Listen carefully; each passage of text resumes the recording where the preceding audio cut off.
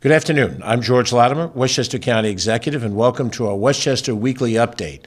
It is Monday, March 13th, and we're happy to give you a report on some of the issues that are happening here in Westchester County. We've got a lot to talk about today. The weather is very high up on our list, issues that relate to concerns about banking, the state budget, which is in play. We have lots of information about our parks and recreation programs that we have. In a little while, we're going to have Natasha Caputo from our team join us to talk a little bit about the economic impact of our efforts on tourism, which are rather extensive. And she's director of both our tourism and our film programs and what they mean economically. And in a few seconds, I'm going to have the pleasure of introducing our municipal partner for the week, supervisor for the town of Bedford, Ellen Calves, and she'll give a report on the town of Bedford. We will start on a celebratory note. This is the week that we celebrate St. Patrick's Day. And for those who have Irish heritage, I have some Irish heritage. We're very proud to proclaim our Irishness. In fact, everybody is Irish on St. Patrick's Day. That's coming up this Friday. Here in downtown White Plains, we will have an unveiling of the Irish flag. We're going to raise it on a day with a little bit better weather. Today is a day of heavy rains, and both appropriately and legally, we're not supposed to raise flags in the middle of the rain. So we will do that on a clear weather day. But tonight we will raise the Irish flag on one of the flagpoles out in front of our county office building. We do this routinely to celebrate the different heritages of Westchester County. We've done it for a multiple number of them, and in each passing cycle to really respect the mosaic that is Westchester County. The Irish community, Irish American community, has had a great impact in this county over the years, and this is a week of celebratory action. I have to say, since the other part of my ethnicity is Italian American, shortly after St. Patrick's celebration comes a celebration for St. Joseph. So my mother and father, a blessed memory, would be upset if I didn't cover both of them in this particular report.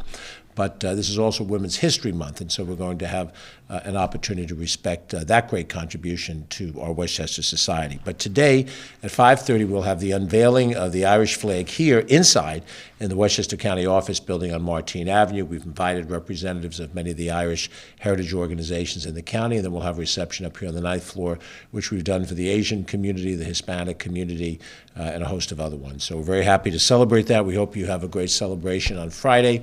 And then over the course of the weeks to come, we'll celebrate many of our other mosaics of Westchester County. Our guest today who visits us is from the town of Bedford. And we're very happy that almost every week when we have these reports, we invite a mayor or a supervisor to join us here and talk a little bit about their community. Westchester is not just a mosaic of ethnicities, but it's a mosaic of different municipalities, each which have their own personality, their own flavor. The town of Bedford represents about 17,000 people. It's sort of in the northeastern corner of the county. It's one of the original communities of Westchester. It was founded before many of the larger ones were. And it has three primary hamlets.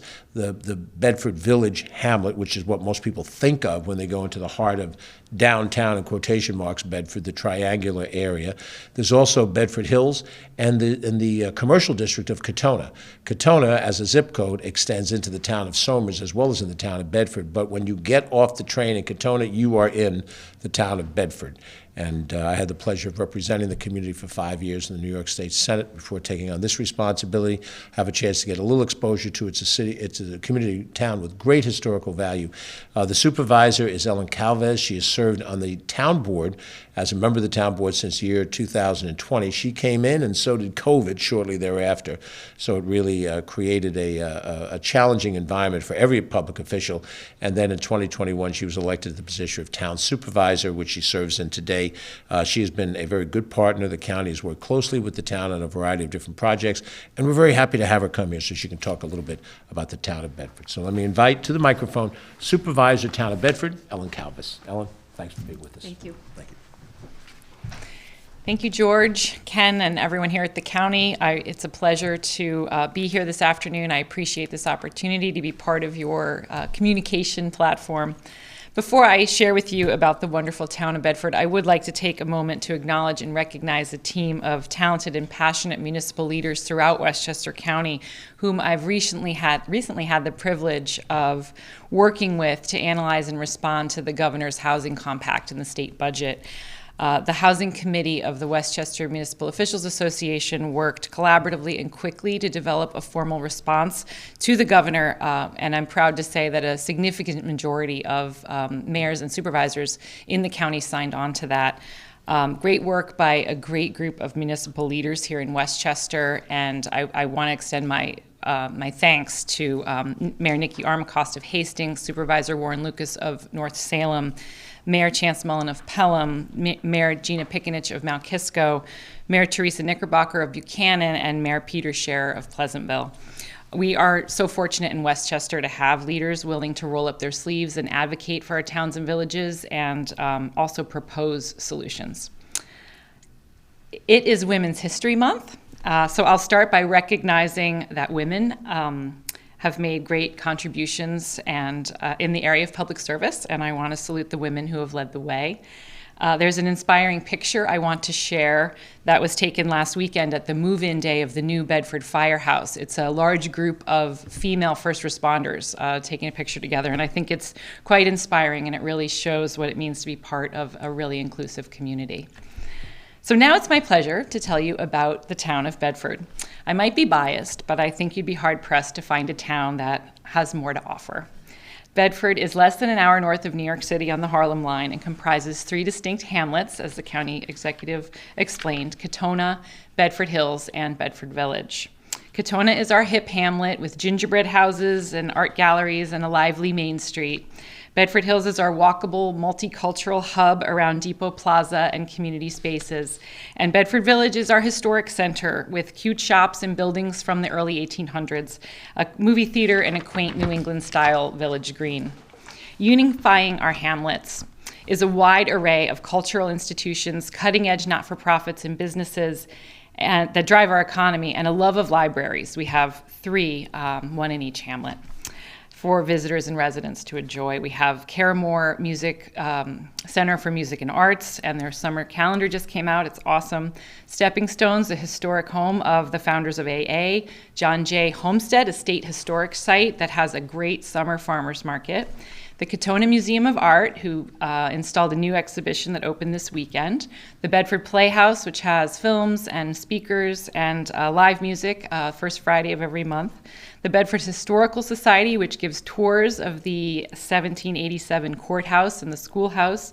We also have our 500-year-old Bedford Oak, over 100 miles of riding and walking trails with the Bedford Riding Lanes Association, Bedford Audubon, Westmoreland Sanctuary, the Mianus River Gorge, and just outside of Bedford we have fabulous county parks including Mascout, Lasden, and Ward Pound Ridge Reservation, all very close to Bedford. In a bucolic setting, over 39.3 square miles, Bedford is home to 17,000 residents, a little more than that, some who are commuters and work from homers, small business owners, business titans, immigrants, artists, hundreds of volunteers, incarcerated women at the 2 prisons in our town, horse lovers, and even a few movie stars. Oscar winners aside, the most famous among our residents currently might be Maverick, the puppy that our police department is raising to work with autistic children when he is grown through the Blue Path program. We are building a strong and resilient community in Bedford, an inclusive and internet-connected place for the people and families who live and work there together. And a few of our ongoing efforts, I'll just give a little overview. Our sustainability efforts include continuing to install fossil fuel-free equipment in our buildings and in our vehicles, and we are installing more charging stations starting next week. We're enhancing walkability and bikeability in our hamlets. We have new covered bike racks coming in and improved sidewalks. We're developing a new program to improve indoor air quality, energy efficiency, and benchmarking energy use in multifamily buildings. And in addition to clean energy, we're devoted to protecting land and open space while finding ways to increase housing and support the local economy and address climate change. So we are mapping wildlife corridors to find ways to protect our valuable ecosystems. We're installing sewers. We're trying to install in all 3 hamlet centers to protect watersheds and provide opportunities for more economic development and housing. We're implementing a long-term plan to fill gaps in wireless coverage. to help in emergencies and our first responders. And we're working on our townwide comprehensive plan, the first since 2003, which we aim to complete this year. But we're always focused on people first. Heading into the spring, we're preparing our 3 gorgeous town parks, 3 pools, our fields, courts, and trails for our residents in the season ahead, and continue to focus on inclusivity by installing a new inclusive playground in Bedford Hills. Our town leadership is participating in trainings to enhance diversity, equity, and inclusion, and our Tri-Town Drug Abuse Prevention Council is focusing on mental health and wellness and providing resources to our residents for their health and wellness.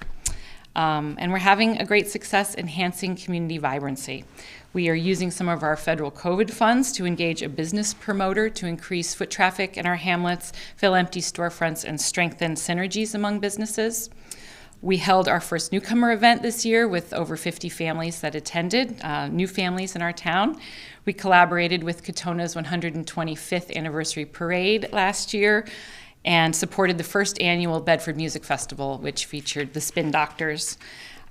We continue our collaboration with Bedford 2030 with our aggressive climate action plan to promote, to reduce greenhouse gas emissions and protect our environment. And on that note, I will promote the upcoming Bedford 2030 Community Tree Forum, which will be at Fox Lane High School on March 25th from 9 to 1. You can find out more information about that. There's a free expo with over 60 exhibitors and family-friendly activities, speakers, workshops at bedford2030.org. Finally, I just want to thank the fabulous departments and employees of the town of Bedford who are dedicated and serving our residents every day and doing a fabulous job, and my town board members, Stephanie McCain, Bobby Bitker, Andres Castillo, and Thomas Catalliato, who are all deeply committed to our residents and working hard to keep moving Bedford forward. Thank you again for the opportunity to present Bedford to the greater Westchester community, and we hope to see you in Bedford soon. Thanks, Ellen. Thank you. That's Ellen Calvez, who is supervisor of the town of Bedford. We're very happy to have her here, and it is a marvelous community. There's a lot of great things to do there, a lot of great places to go up and have a bite. Bedford Playhouse has great performances there, so you can go up, have dinner, enjoy yourself, and visit another part of the county. And we thank her and her team for being part of this. Each of these updates, we intend to have another one of the mayors of villages, cities, or supervisors of towns join us and give you a little understanding of what's happening. There are 45 municipalities in Westchester County and a large number of hamlets that aren't incorporated as a government one way or the other. But we want you to have a sense of the scope of this county. And if you do live in New Rochelle, you might not find your way to Peekskill very often. If you do live in Yonkers, you might not see your way up to North Salem. And similarly, if you're in North Salem, you may not find your way down to Pelham very much, and ditto Cortland Manor, finding your way into Mount Vernon. So it's a wonderful county, and we want you to see the totality of it. I've had that great opportunity, as has Ken Jenkins and others, to travel it from stem to stern. And Bedford and so many other places are wonderful places to get to know. So thank you for being with us today, Ellen. We have a couple of top stories here. I'll ask Ken Jenkins to join me here at the podium as we cover a lot of different factual information. Certainly on our mind is the weather. And there are storm broadcasts out there now that are giving you information in real time. We were having this conversation in the 2 o'clock hour on Monday, but clearly stay current with whatever the news is, weather reports over the course of the next 24 hours, which will give you more accurate information. As we see it at this moment in time, winter is definitely going out like a lion. We had a very mild February by all standards, a couple cold days in December into January, but very little snow, and so now we're going to get a nor'easter that's going to hit our area. The reports that we have right now is that we're going to get primarily rain in Westchester County, south of I-287, a few inches of heavy wet snow in northern Westchester. And the snow north of I-287 primarily will start around midnight. It'll go through the afternoon on Tuesday, but any snow we get is going to be wet and heavy. So please be very careful if you're shoveling. This is a message to you and me too. As we go out there with our youthful energy and our somewhat not so youthful backs, we don't want to injure ourselves, and the same applies to everybody else. Make sure that you're prepared for this time of the season. You may find it a little bit impassable at some point in time, so be prepared for that. Also, areas that normally flood will likely experience flooding during this period of time. Now, Westchester County has responsibility for the Bronx River Parkway directly. We own and maintain that road. That road floods between the Main Street exit in White Plains down to the Bronxville split. So if you are a regular rider, driver on the Bronx River Parkway, be prepared for the usual closures that come when the Bronx River and the Bronx River Parkway become as one, which often happens when we get heavy rainstorms. Now, that also applies on some of the state parkways, the Hutchinson River Parkway, the Sawmill River Parkway. There's a reason why they're called those things. So just be careful in your travel. Certainly, the interstate highways should remain passable. The state of New York governs all of the other roads and maintains them, but we, the county government, police the parkway. So it'll be county police out there with extra duties to help stranded motorists or distressed motorists as we go through all of this. The rain is getting heavier as we get closer to 7 p.m. Con Edison had an updated call this morning for municipal officials, and they gave us sort of an idea of what's going to happen in the reports of weather as they have it, and they indicate that they are prepared for what's going to happen coming ahead. What we're most concerned about are the winds as relates to power issues. When we get winds which may peak out at 45 miles per hour between noon and midnight tomorrow on Tuesday, and then whatever happens on Wednesday, we may get wind in the vicinity of 50 miles an hour, gusts that lead up to that number. That is when power lines can come down. And when power is out in a time like this, people are obviously very distressed. It takes a certain amount of time for the winds to die down, for Con Edison to go out. If it takes out a tree or a telephone pole, they have to shut the power off. Then the local government or the county has to have the DPW crew get the impediment out of the road, and then the wires can be reattached. And it is a three-step dance in the process that does require the DPW, and the DPW may also be doing plowing, whether it's the areas that the county is responsible for, which are fairly limited, and those that your municipal governments are responsible for. But there's a great degree of coordination. Our Department of Environmental Services are on top of these issues, along with the local fire departments, the EMS departments, police departments, and we're all trying to work through together. We have a 60 control system. You access it with 911 calls. Dispatchers will be available. There'll be extra dispatchers out there to try to handle these things. And then, of course, common sense kicks in. These are things that we've known before. We live in a northern climate. I've lived through 69 winters now, and we know it's pretty much the same situation. First and foremost, whether it's a rain incident tonight, a snow incident tomorrow, don't drive if you don't have to. If you can stay home plausibly, then do so. Keep out of harm's way for whatever that length of time is. If you are going to drive slowly. Give plenty of distance to the car in front of you. You don't know what the road conditions will be at a particular point in time. If you have to step on the brakes, you may have trouble maintaining traction, and completely stops one of the parkways, and it's not passable. Many of the state roads in the same area. If you're out there and you see snow plows, give them wide berths so they can do their work. If the snow plows come through and they help clear the road a little bit, you can follow more easily in their path than trying to stay ahead of them through the heart of what might be the accumulated snow. And again, since there could be power outages from the heavy winds, make sure, to the best of the ability, charge up all of your batteries now while you can. Go out and buy some additional batteries if you can. Even if you don't need them today and tomorrow, you'll need them in the future. Charge up your cell phones, charge up your radio so that you have communication links, and do all those different things. All of this stuff is just practical stuff, as I often say in these things. These are the things your mom and dad told you when you were a teenager, and you nodded your head, but you didn't do it any more than I did. So now let's be prudent, let's be prepared. This is not the world's worst storm, but it's coming. And if we're prepared for it, we'll be ready for it. We will try to do what we can do to make sure that the county is prepared for it, and we go forward. All of your municipal governments will communicate with you about things that are local to the area that you live in. For example, Mamaroneck Village has put out a community message that they're going to provide free parking at 2 lots in Mamaroneck. One of them is across from the police station on Prospect in the heart of Mamaroneck Village for those people that live in low-lying areas. And there's a lot along the Sound Shore in Mamaroneck, in Rye, in New Rochelle, Pelham, and the concern about low-lying areas, if the waters rise, it can affect your car, and your car could become disabled because of that. So if you're in a position where you have 2 cars, perhaps, park one of the cars at one of these free lots, which Mamaroneck Village is offering you. Each community is doing something to try to help you be safe and secure for the flooding. And so we'll look forward to that. And stay tuned with the weather reports. This is, again, in the 2 o'clock hour. You'll hear more up-to-date information when you turn on your weather report at 7 o'clock this evening, 10 o'clock at night before you go to bed. And be prepared for what's coming. We have some bad weather coming in, but it won't be the first time, it won't be the last time. That's the top story in the news. Another top story in the news that we want to mention is we've seen that over this past weekend, California-based Silicon Valley Bank failed and was closed, and the New York-based Signature Bank also failed and was closed. The regulators, federal regulators, have seized control after these banks failed to meet customer withdrawal requests. Now, we all had stories about what happened in the Depression. In my generation, my parents told me what it was like to have a run on a bank when the bank did not have enough reserves to be able to meet the demand to withdraw their accounts. Both institutions are protected under the Federal Deposit Insurance Corporation for up to $250,000 per depositor. But of course, some depositors may have a significant amount of money more in that, and that really comes down to the individuals.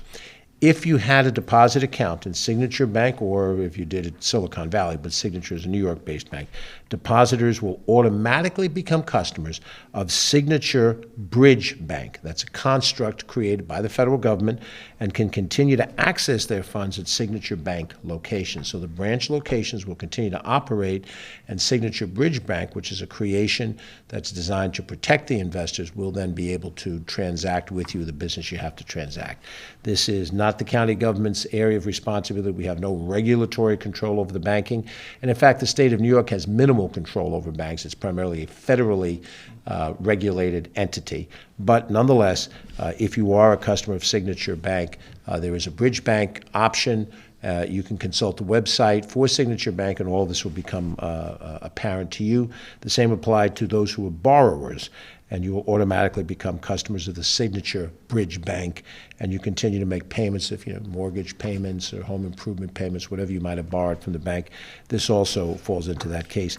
Hopefully we have the website link listed here, but there are additional resources that are provided to us by the Federal Deposit Insurance Corporation, and there's a long link that begins with fdic.gov that you can access, and out of that process you'll get an idea of what you can do. And just for the record, Westchester County has some assets in Signature Bank. We have moved those assets in time to other of the banks that we do business with. We do business with a large number of banks, Chase, TD Bank, Webster Bank, and so forth. We've moved our assets, so as we understand it, Westchester County as an entity has been protected from what these impacts are, so there's no loss of revenue to the county as we see it from this standpoint. And we'll let the professionals in the banking industry, the Federal Reserve System, comment on this, but you should know that we're monitoring it so that we're alert to it and we're aware of it. So we have some external storm weather affecting us, and we also have some affecting us from the banking storm. But we will weather both of these two cases, and we'll hopefully go forward. Next up, I'm going to invite Natasha Caputo to join us here and to talk about the economic impact in a study that was recently done for our tourism and film industry. This is important because we try very hard to find ways to generate additional revenue that does not involve taxation. Natasha has been director of our office for longer than the 5 years of this tenure. She served previous to our tenure beginning, but she's done a very professional job. I've been with her in a number of contexts where we're talking about the generation of revenue through the film industry, doing work here in Westchester, and as well the tourism industry. So Natasha, give us an idea of what the good news is. We've had some bad news. Let's have some good news. And it is good news for sure. Thank you so much, County Executive, and thank you, Deputy County Executive. The numbers tell a great story for the growth of the film industry here in Westchester County. This new analysis, which is the first time that we've been able to undertake such a comprehensive study with Camoin Associates, and so this enhanced data collection and analysis demonstrates how we all benefit from being film friendly. And let me just go through some of the top numbers for sure here. It generates over $1.1 billion of economic activity throughout Westchester County. The report also showed that the industry supported and supports over 3,784 jobs. That's well over $360 million of wages here within the county. And the production days, I'm just so excited to talk about this because it's an all-time high for us. It's over 1,288 days of filming in the county, and that is surpassing our pre-pandemic levels. So we're experiencing the film boom. The demand for content is fueling, and it's no surprise that we here in Westchester welcome the business with our diverse film locations, our film-friendly communities, and people and businesses that are ready and willing to be a resource to support the film production. And myself and my team at Westchester Tourism and Film are here to help facilitate that, navigate, handle the inquiries, assist with film permitting process, and continue to grow this. So it really is a new momentum for us, and we look forward to our continued partnership with Lionsgate. We have Haven Studios in Mount Vernon, production and post houses here in Westchester County, and this is a really great opportunity for us in the county to continue to grow, see the county on the stage. And I also just want to add, we talked about Bedford and Katona, and the county executive mentioned about visiting. I encourage all of us, be a tourist in your own backyard, and on visitwestchesterny.com. You will see local itineraries, upcoming events that are taking place, and really take advantage because it's collectively together that we can help promote and put a shining light on Westchester County. Thank you so much. Thanks very much, Natasha Caputo, who does a terrific job with tourism and our film industry efforts. And as we've talked about a few times, certainly at the budget time, there are certain ways that we have tried to generate additional revenue for the county that does not involve a tax on individuals. And we've mentioned that we have an energy demand program through New Energy that's generating revenue for us. It approaches $1 million. Pete McCart will be talking about that when we get next month when we get into the environmental month of April and the Earth month that we have coming up. We've generated money by arrangements we have with Airbnb. That is a version of tourism, and what Natasha has just covered is an area of economic growth as well. So we're very happy that she could give us an upbeat report. Let's stay on the upbeat side. I'm going to mention a little bit of parks, then I'm going to ask Ken to cover some of the events that are coming up. The good news for golfers, it may not seem that way when you look out the window for the next 24 hours, but Westchester County is ready to open up our 6 public golf courses. They're scheduled to open, weather permitting, on Wednesday, March 15th. Now, the weather may not be good on Wednesday, March 15th, in which case it will open up as soon thereafter as we can. If we do have snow, the courses won't be playable at that point in time. So we are aspirational in seeing our opening date coming up this Wednesday, the 15th. But we took a 2.5-month break. And as I think my friends who are golfers would admit, that if we could go 12 months of the year, golfers have a desire to golf for 12 months a year. We have 6 public courses in Westchester County. Along the Sound Shore, we have the Saxon Woods Golf Course, which is accessed through Scarsdale.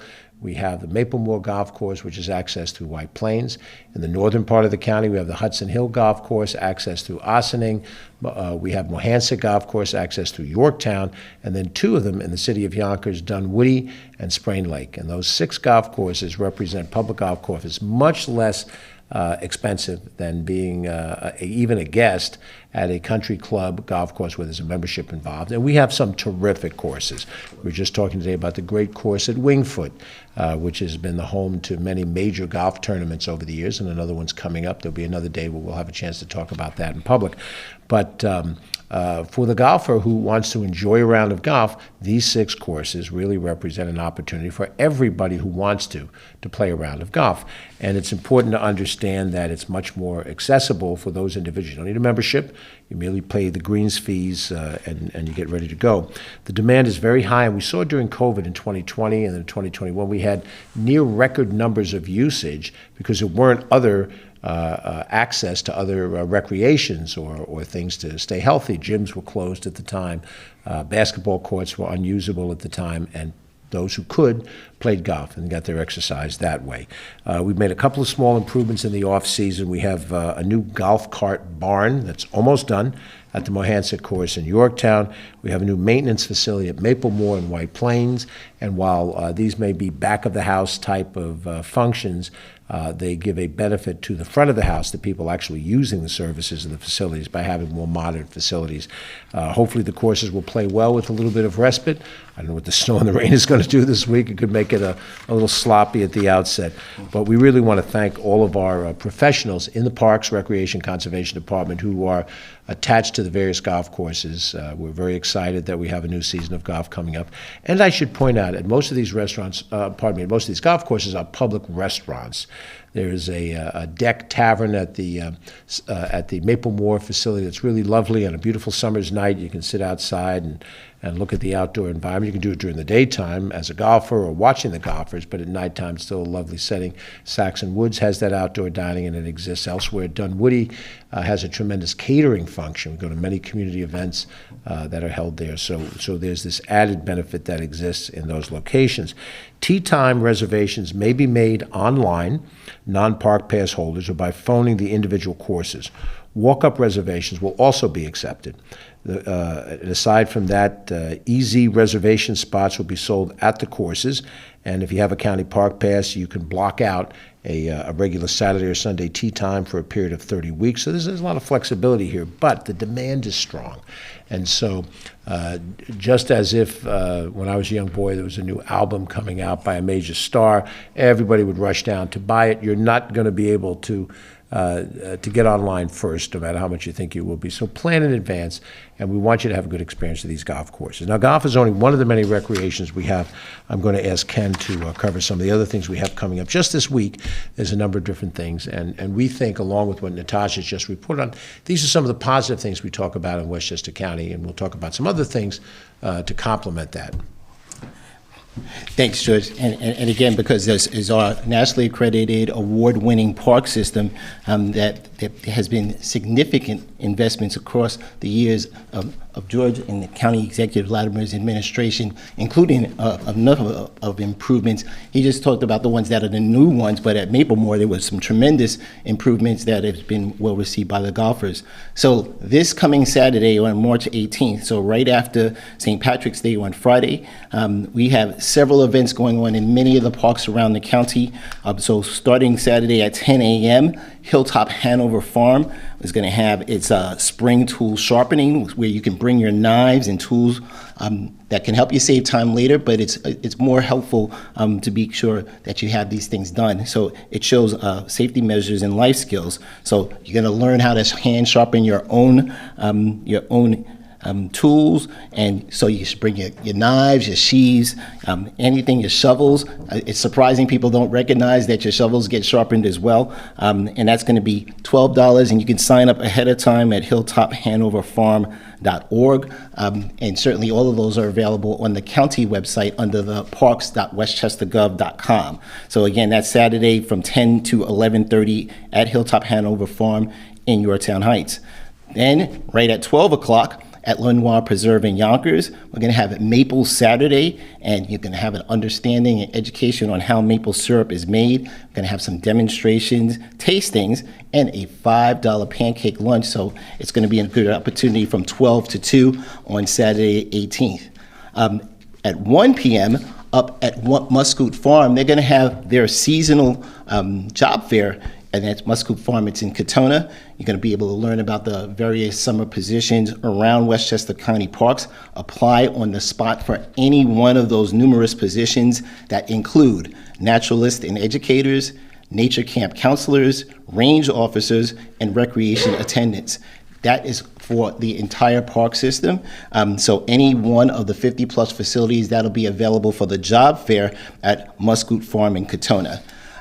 And, you know, we want to talk about, and County Executive talked about it earlier, about the golf and the other kind of things. Right now, we have the registration open for all of the outstanding summer programs that are done through the Westchester County Park System, and those camps for the nature and summer camps that are from July to August. They have different varying camp times that, you know, whether it's for a week in the beginning of the summer or 2 weeks, et cetera. But they are so many places that we have that. all of our nature centers, that includes V.E. Macy Park in Ardsley, Scout Field out in Bronxville, County Center, and as the county executive just pointed out, all 6 of the golf courses. Nature discovery, learning baseball, basketball, and golf. Westchester County Parks has a tremendous opportunity for folks to get engaged for those summer programs, camps for children of all ages and interests. Guess what? You got to ready to register right now for the Heat basketball that happens in the county center, just-in-time baseball, slam dunk basketball, all those things that are back at the renovated county center looking very lovely, junior golf camps, and those nature camps. So register today for those. Again, at parks.westchestergov.com, have all list of all of those particular parks, of those particular camps, and the amounts that those camps will cost. Finally, before we turn back over to the county executive, earlier when Supervisor Calvez was here talking about Caramore and talking about all of our great parks up there, including Ward Pound Ridge, for those of you that are hikers that are out there, for the 4,500 plus acres that are out there. The summer program at Caramore is going to include somebody really great this year for the Juneteenth program. Audra McDonald is going to be here, and we had Andromeda last year. County executive and I had a great time for that Arts Westchester Juneteenth program that the county helps support for all of the people of Westchester County. So again, there's so many things happening, and that's just this weekend. So if you have to wait a little bit for golf because the weather's not cooperating on the 15th, there's plenty of activities happening in the Westchester County Park System. That's you, Travis. Thanks, Ken. Thank you very much. There's one other issue, too, that I want to just touch on relative to our parks. It's a specialized issue that's arisen in our South County Trailway, the area that is the old right-of-way for the Putnam line of what was the New York Central Railroad. It went out of service and then has become a rail trailway, and people walk on it and they bike on it. And we invested quite a bit of money over the last number of years to upgrade it, but originally it was a great accomplishment by County Executive Aldo Bello, County Executive Andrew O'Rourke, in the Yonkers portion of it, the former Mayor Angelo Martinelli. We've lost those 3 individuals in the last 5 to 7 years. They were giants in their era. And between the North County Trailway, the northern part of that above 287, and the South County Trailway, we have a tremendous recreational asset. A number of people in that area who live around that South County Trailway in Greenburgh and in Yonkers and some of the villages that touch on it have done a number of things to sort of upgrade the corridor. It's a public facility, and people will go out and do some things to enhance it as they see fit. And one of the things they've done is put up customized birdhouses on many of the trees. They're really very beautiful, very artistic. A lot of talent and time went into it. However, we were advised by professional arborists that we would not be healthy for the trees for us to continue to have birdhouses tacked into the trees. And to do this on a regular basis was a problem. So the County Parks and Recreation Department went through the area and took the birdhouses down. Unfortunately, there was not good public dialogue over this. When senior management found out about it, we spoke with the Parks Department and asked them to work with the community individuals, those who have volunteered time and energy and effort and created these wonderful birdhouses, to come up with a different way to have this aesthetic opportunity to enjoy this. The PRC, Parks, Recreation, Conservation leader Jason Klein had a meeting with some of the patrons on the South County Trailway. They regarded the birdhouses, and they're now working out a plan to display the birdhouses in a way that can be done environmentally sensitively without it affecting the quality of the trees. So they may be positioned a little bit differently. Maybe they're posted in certain set areas, and if not on a tree, then on some kind of wooden presenting place, so they can be enjoyed by the people that do the walking. That's going to be done over the course of the next few weeks, and we think it'll be a respectful enhancement to those people that put the birdhouses there, but at the same time honor what we've been told is the proper way to environmentally protect our trees in that corridor, and not to have those things affixed to them. There's a proper way to have them freestanding on a post, and they have the same benefit of display, of the advantage. The birds who come and sit can sit there and enjoy the house, but at the same time without damaging the tree. So, we certainly apologize for some of the way it was handled. You learn a lesson from the way things go, but we are moving proactively in a positive light. Anybody who watches the report, who knows of someone that may not be aware of this, please alert them to the fact that we've met with some of the local individuals. Maybe we didn't reach everybody, but we do have a plan to put the birdhouses back on display. We think that'll be a positive sign, and that sort of summarizes where we are in some of that report. We do want to highlight something that's very important and brought to our attention, and that is the need for blood donation. And it's not just a Westchester need, it's more broadly based. We have had, over the last year plus, a dearth of blood donation through the New York Blood Center, and they declared the first blood emergency of 2023 just today. The organization says it has received 6,000 fewer donations in February than in the prior year, and the current stock of blood is 12% below hospital needs and far below the pre-pandemic level. So if you can help by donating blood, go to the website www.nybc, stands for the New York Blood Center, www.nybc.org to see where you can donate blood. And obviously there are some provisions for those who can donate. We encourage you to do that. We'll probably highlight this with a separate press attention in the next few weeks. But if you can donate blood, this would be a great time to do it. You're helping out your neighbors by making blood available, and none of us ever know when we might be in a situation where we need blood, and quite a bit of it, to deal with people who are suffering accidents and other circumstances. So please, if you can do that, that would be helpful. I want to mention also that we're at a point in the month of March where we're getting close to the deadline in Albany for the completion of the New York State budget. Now, I've served in the New York State Assembly for 8 years. I served in the State Senate for 5 years, so I've lived this. Ken, as a county official, is also very much involved in the calendar realities of things. And this is the point in time at which some of the decisions now start to become very pointed as the governor's proposal, which was announced in February, now begin to be negotiated out. This week, the majority in both the Assembly and in the Senate will be preparing what they call the One House bill. That is the budget bill as the Assembly sees it in its adoption, and separately how the state Senate sees it. Unlike Westchester County, where we have one legislature, a unicameral legislature, Ken and I each at various times in our lives chaired the legislature. Here, there is a one House legislature that negotiates with the administration. In Albany, there's two separate houses, and they aren't quite exactly alike. They have some different traditions and different personalities, and so there's a three-way negotiation. This is the traditional 3 men in a room. As it turns out, 2 of the 3 decision makers now are female. So it isn't 3 men in a room, but it's 3 people that represent those 3 entities: the State Assembly, the State Senate, and the governor. The governor has proposed a budget as of February, and now the Assembly and the Senate will come back with their versions of it. For those who care deeply about this, you'll watch the news reports out of Albany over the next few days as each of them announce what's in their one-house budgets, and they will include some things that are in the governor's budget, and they will exclude other things. Now, there's a series of issues that affect all people across a large number of different policy areas. It is what I think very different for most people to understand. The state budget is not just a fiscal document, it is a policy document. It outlines in language how money is to be spent, not just the allocation of money. Your local budget, your city, town, village budget, your county budget are fiscal documents primarily, and it lists income and expenditures. It specifies the categories of expenditures, but the actual mandating of how the expenditures occur follow later if it's a capital project, when we actually have bonding legislation or when we implement it using executive branch authority. Different in Albany. And the language is controlled by the governor. There was a lawsuit, Pataki v. Silva, that goes back 20 years or so ago, which confirmed the tremendous authority that the governor has in being able to determine exactly how things are to be spent. So the legislature has legislative authority.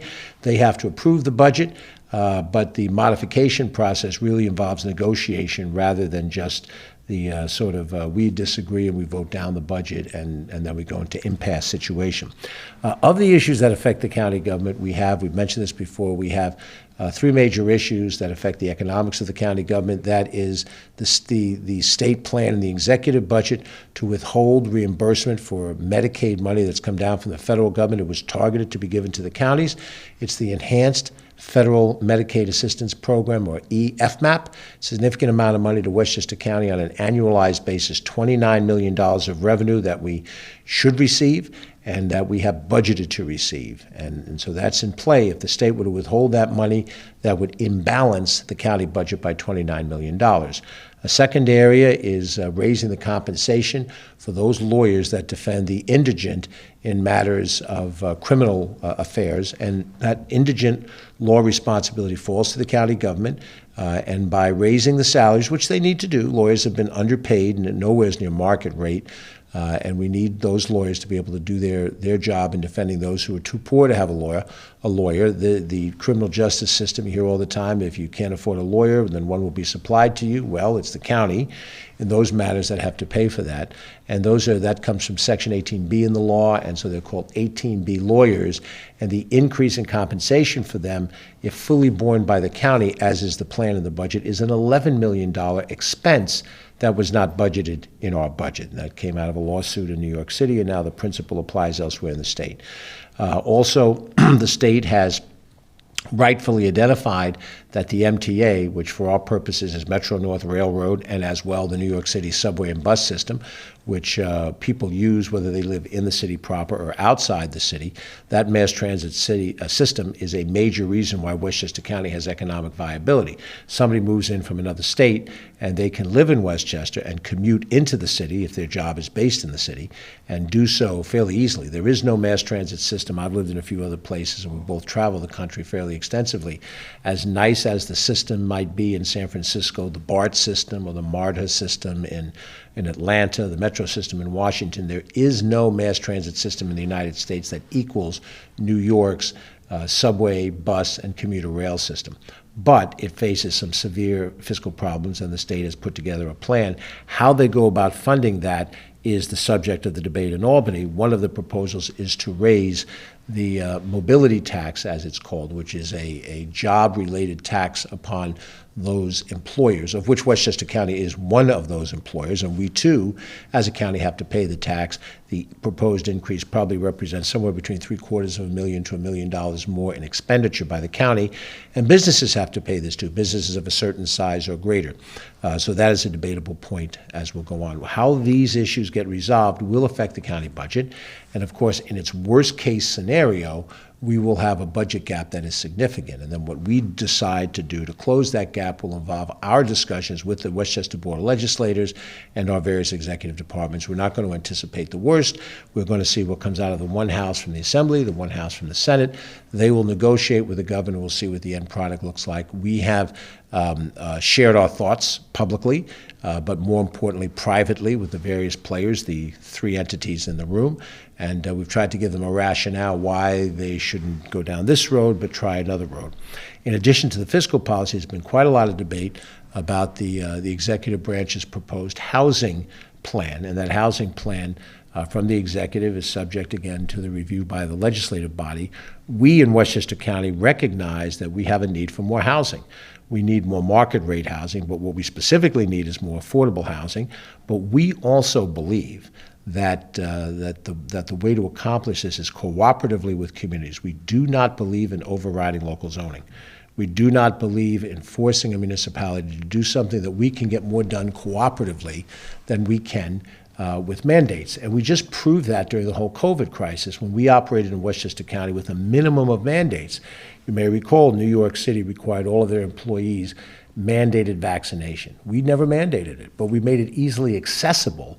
We worked with the various bargaining units, the unions, and they made it easily accessible, and we got a higher vaccination rate from our workforce than those where they mandated it. So we think that that the local communities can work cooperatively to reach these goals. We think the goal setting is fine. It's an aspirational goal that in the aggregate Westchester County can achieve of more units, but we think the way to do it is by tasking the local governments to come up with the plans of how to do it. And the state retains the leverage to do whatever it wants to do. Trust me, when the state wants something, they can get the county's full and complete attention because of the way they both reward and potentially punish local governments for certain types of activities. But this will all be resolved, and over the next few weeks, we're going to watch it closely, and we hope for a positive resolution. If those things can come effectively, then we'll be fine. So we've covered some of the areas that we're watching for. We're watching for the weather. We're staying alert to what's happening in the banking industry. We are looking forward to opening the golf courses. We're looking forward to having some of those recreational efforts that we've talked about. We invite you to donate blood if you can. And we hope that the little updates on Bedford and on our tourism efforts give you some idea of what's happening in the county. We don't expect all 1 million people of Westchester County to watch this report, but it is here for your information if you like. We do open up questions from the press. Our Deputy Director of Communications, Carolyn Fortino, is here in the room with us. Our Director of Communications, Catherine Jaffe, is here with us. And if Catherine does have any questions from the press, we'll be happy to try to answer them before we close off the report. Sure thing, we have Catherine. two. Yes, we have two. The first is from Martin Wilbur. He says, has there been any movement from the county executive's office on the possibility of the county acquiring all or a part of the 36 acres in the town of Mount Pleasant next to Pecanico Lake where a 31-lot subdivision is being proposed? Martin Wilbur, reporter from the Examiner News. They have editions that cover as far south as White Plains, Greenburgh, Harrison, and go through northern Westchester into Putnam. The site that the question refers to is near Lake Pecanico, the western side of Westchester County. It's within the town of Mount Pleasant, very close to the village of Briarcliff Manor. On the substance of it, we have indicated a willingness to try to protect as much of that property as is possible. We're prepared for the county to be a partner in the purchase of some or all of the parcel. We haven't assessed a price yet. The negotiations have to be with the parcel owner, who is the one that's going in trying to get the approval for the subdivision. And the subdivision would be these 31 houses. It falls to the town of Mount Pleasant's planning board to make decisions about whether or not they're going to approve it and under what circumstances. But in principle, we don't have any agreement on the table for the county to buy some or all of the land, but we are prepared to do that within certain reason. And we're not going to, as you can appreciate, we're not going to negotiate in public. That would be a private dialogue between them. But we do think that the land is sensitive to the degree that it buffers land that the county already owns, that to the degree that it protects an important water body. Now, there are also some steep slopes on the property that go from where the housing is going to be developed down to where it is adjacent to the county property, and those steep slopes are undevelopable. So, we're looking for the right relationship to protect that. We have been in dialogue with local officials there and residents of the area. We hope that an amicable solution can come up, and there is a certain amount of tension. The town has their economic interests involved with the development. The residents have their interest in that area, and the county is representing the interests of the greater population of Westchester County, which would like to protect watershed and would like to provide additional park services. So we're prepared to participate as a partner with county resources in the obtaining of some or all of the property, but at this point, Martin, there isn't a proposal on the table that is, seriously being engaged with the developer. That may come in the next few weeks. We'll see how it plays out. And the next question comes from Dan Murphy from Westchester Rising. You already spoke to this a bit, but we'll still ask his question here. He asks, there has been a lot of discussion about Governor Hochul's housing plan. Do you have any opinion or comment? Well, I think what I've said a second ago summarizes some of it, but let me pull it together in one cohesive way so that people understand what we're dealing with. Issues have a life of their own. And certainly we're not, unmindful of the fact that politics and policy, walk side by side in these things. There's a political argument that exists, and it begins with a couple of basic realities as we see it. Number one, New York State in general has a need to develop more housing units within the state. We accept, those of us as Westchester decision makers, we accept that as a necessity. The growth of population, certainly in Westchester County, has been established. We grew 6%, almost 6% between the 2010 to the 2020 census. COVID had some short-term negative effect, but now in the longer term, more people are moving into Westchester, and I would suspect Long Island as well, perhaps moving out of an urban environment, but not just the urban environment of New York City, but other places as well in the tri-state area. Westchester is a very desirable place to live for lots of reasons that we all know. And that demand to live here puts pressure on our existing housing stock. I talk to any realtor, and they say, we can't find enough product to sell. which means that when a single-family house comes on the market, it gets gobbled up quickly, and generally in the marketplace, there's a bidding war. There's any number of people, probably in my or our age cohort, who say that their kids want to live in the county, live in the area, but they can't find something that's either available or available at an affordable level of price. Certainly, when you have high demand, those who have the greater degree of wealth can compete financially for those units, whether it's a rental unit, a condo unit, perhaps a co-op, or a single-family house. And in those situations, a person who's just starting out and they want to live in Westchester County, they're a young family, they're going to grow, they have difficulty finding and affording that which they find in this area. So this is a real problem. This is not a joke. On the other hand, I think we've come to the belief that identifying the problem and identifying the goal, which is laudable, and we agree with the 3% increase, perhaps more than that, to have more housing units, and we would qualify that the goal should clearly emphasize affordable housing units for people who aren't making Wall Street salaries or top litigator salaries. That affordability should be a critical factor of this. We have to be able to have housing units that the nurse and the teacher can afford, that the young, people who grow up in their parents' home can afford, and also a place to afford for those people that have hit their senior years. They're prepared to sell their house. They might make a lot of money off the sale of the house, but then they have to have an affordable apartment setting where they're on a fixed income. So we agree that there is an issue here. What I think we see clearly, and as suburban decision makers, not people who live in Manhattan who are accustomed with the Manhattan level of density, is that every community has, under New York state law, the right to decide how they want their community to grow. The voters of that community, through the people they elect, and the authority to create zones for which certain amounts of density or lack of density is acceptable. I do not accept the premise that zoning is intrinsically racist. I do not accept the provision that zoning is intrinsically wrong. There are people, generally those who are in Manhattan, aren't familiar with the suburbs. They have that attitude, and that drives some of their policy. It drives some of their evaluation of policy. They have a right to their opinions, and they can quote the things they want to quote. Much of what they quote is the perception of what happens in the suburbs that dates back perhaps 30, 40, 50 years ago, when not only people by the color of their skin or their religious affiliations were being prejudiced against, but those days are different now. You look at the way that people have interacted in positions of public authority, where people are being elected across the demographic lines in Westchester County, where people rise to the top of major corporations in Westchester County across those demographic lines. And I think we're showing that we made great strides in being an open, diverse society. Certainly in Westchester County, I can defend that very strongly.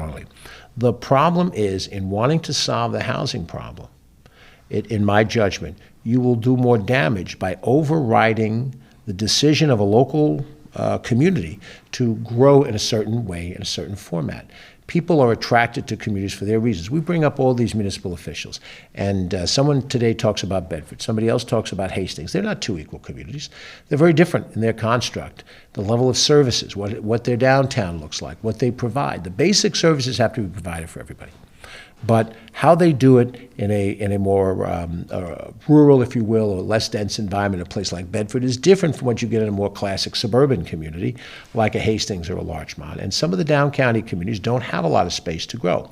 Now, vertical development has been accepted and is happening in downtown New Rochelle, in downtown White Plains, along the river in Yonkers, but it's not that level of growth in every part of those communities. There's a Highlands neighborhood, there's Battle Hill, and Haviland Manor in White Plains that does not develop and grow the way downtown White Plains does. Those decisions need to be made at the White Plains Common Council. Certainly not here in the county office building, and certainly not in Albany, in my opinion, and our opinion. And it's also true that in each of the communities, they're like that. What happens in downtown New Rochelle should not necessarily happen in Wilmot Woods or in Bonnycrest, or in Residence Park in the south end of New Rochelle, or in the east end of New Rochelle.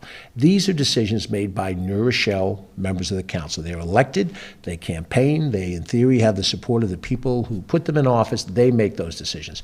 So I don't believe that zoning is intrinsically wrong, and I certainly don't believe that a community should be automatically overridden. So you have a problem, what's the right solution? Not to just override the zoning. I don't think this is a matter of partisanship. I am proud to be a member of the party that I am in. I do not believe that because somebody else in my party believes a certain thing that automatically attaches to me or to us. We develop our own thinking about that, and we debate and we discuss those things. And in my judgment, the fastest way to get the amount of housing units online that you want is to require each community to put a plan together. Let them look at the way they intend their community to grow, where they think they can solve the problem. I'll give you one example. Someone will talk, Dan, about transit-oriented development around a train station. You've certainly seen a concentration of that in a number of places. It's happening in downtown Portchester. It's happening in Sleepy Hollow, Tarrytown. It's certainly happened in those three cities that I've just mentioned. But it may also be true that along 287, there are office buildings, commercial office buildings, that no longer have the viability to be fully occupied with commercial tenants, but there is a demand for residential units. And it might be that a community can satisfy the need for additional units, including affordability, by converting a building on the 287 corridor rather than developing more densely around the local train station in that community. That's a decision that's made by the local government, and then the state can support that decision with tax incentives, direct subsidies certainly, or tax incentives that make it possible for the owner of that corporate office building to make it a residential, and depending on the specifics of it, if the infrastructure is already there. In situations as I've just described, you have the infrastructure, you have sewer pipes, you have water pipes, you have electrical corridors, you have public transit. You may not have that around a train station in the further northern parts of the county. Now, you also have watershed areas around the county that are in close proximity to train stations. And so how do you justify the fact that there's an effort made to try to maintain the quality of drinking water when you get to the northern part of Westchester County? Some of the train stations, specifically Purdy's, Golden's Bridge, on the upper part of the Harlem line, they're immediately adjacent to watershed areas. And so the idea of, we build it and develop around, well, that doesn't apply in some of those areas where those situations exist. And all along the Hudson line, where we have commuter rail stations, the west of the train tracks is the Hudson River, so there's no opportunity to think in those terms. So I do think that the answer, as I see it, involves a different strategy to accomplish a goal that we agree with the executive branch on. But we do it respecting local governments, we do it in cooperation with local governments, and we'll see how it turns out. We are not state decision makers. Whatever does happen, we believe that Westchester has an interest in trying to help solve the housing problem, and that we will be good partners in it. We ourselves have already tried to do it. We don't have all the resources we could have. We have not, achieved everything we hope to achieve. And perhaps during my tenure in this job, I won't be able to achieve all the things I'd like to achieve, and it'll pass on to the next person to try to take it from there. But fundamentally, what I do think is that it's going to take a strategy not of mandating, but a strategy of cooperating. That will be the successful way it works in Westchester. Now, I don't want to speak for other places. Everybody's got their own realities of things. Our reality is in Westchester, we have shown a willingness to develop additional housing, and I think that makes us a cooperative partner, and how you shape that partnership now is what's at hand in Albany. So that's a more elaborate example of what I think for our county here in Westchester County, and I think it's consistent with what town supervisors are saying. And by the way, I do not think this is a Republican or a Democratic issue. It may be framed by some people that way. There's always elections, and somebody always wants to have the advantage. But I think there is a consensus on what I've just said that unites both parties, and we would do well to find our common ground in united rather than work divisions because we think it'll win an election at some point in time when we have a problem and we have to address the problem well. With that, I gather we have no further questions from the press, but we welcome that at any point in time you can reach out to Catherine Chaffee, our Director of Communications, 995-2932. and we're happy to try to address them when we can. We know this has been a long report. If you're watching at this point of it, you've been extremely patient, and both Ken and I appreciate that. So we want to wish you a very happy St. Patrick's Day coming up. Be safe out there, but enjoy it. Work your way through the weather concerns of the next few days. And as I said before, since I am also of Italian heritage, St. Joseph is respected a couple of days right afterwards. So we extend our respect to all the different ethnicities out there for a very happy season. And we will be back with you next Monday to give you an update again. I'm George Latimer, Westchester County Executive, along with Ken Jenkins, Deputy County Executive. Thank you for watching. Have a terrific day. Be safe.